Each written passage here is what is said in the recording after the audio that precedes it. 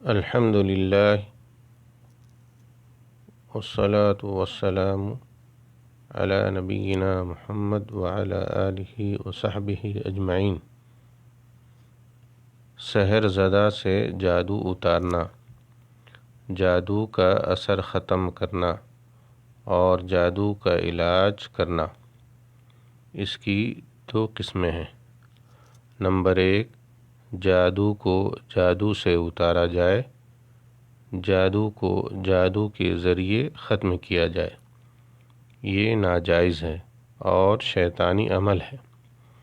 جادو سے جادو کا علاج کیا جائے تو ظاہر ہے کہ علاج کرنے والا جادوگر ہی ہوگا، اور جادوگر اس سلسلے میں جنات کی طرف رجوع کرتے ہیں، ان سے مدد مانگتے ہیں اور فریاد کرتے ہیں کہ وہ جادو کرنے والے جنات کے جادو کا اثر ختم کریں، اور یہ شرک ہے۔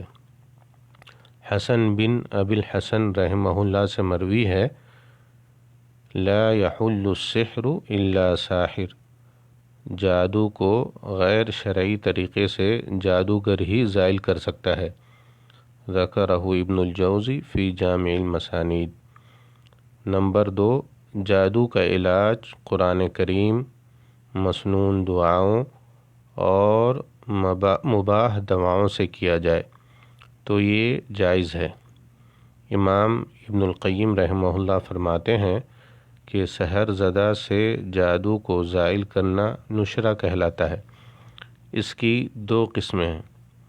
ایک قسم تو یہ ہے کہ جادو کو جادو کے ذریعے زائل کیا جائے اور ختم کیا جائے، یہ ناجائز اور شیطانی عمل ہے۔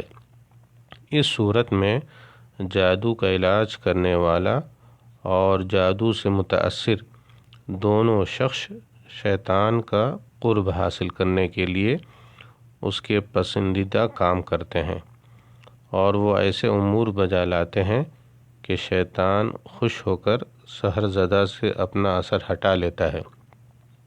اور دوسری قسم یہ ہے کہ دم، تعوذات، دواؤں اور دعاؤں کے ساتھ اس کا علاج کیا جائے، یہ بلا شبہ جائز ہے۔ دیکھیے زاد المعاد۔ عن جابر رضی اللہ عنہ ان رسول اللہ صلی اللہ علیہ وسلم سئل عن النشرہ فقال ہی من عمل الشیطان۔ جابر رضی اللہ عنہ سے روایت ہے، رسول اللہ صلی اللہ علیہ وسلم سے نشرہ یعنی جادو کے ذریعے جادو کے علاج کے بارے میں پوچھا گیا تو آپ نے فرمایا یہ شیطانی عمل ہے۔ رواہ احمد و ابو داود۔ خلاصہ کلام یہ ہے کہ جادو شرک کے ذریعے مؤثر اور اسی سے زائل بھی ہو جاتا ہے، لہذا جادو کا علاج جادو کے ذریعے کرنے کی قطعاً اجازت نہیں، البتہ جائز شرعی دم کے ذریعے جادو کا اثر ختم کیا جا سکتا ہے۔ اللہ تعالی اعلم۔ السلام علیکم ورحمۃ اللہ وبرکاتہ۔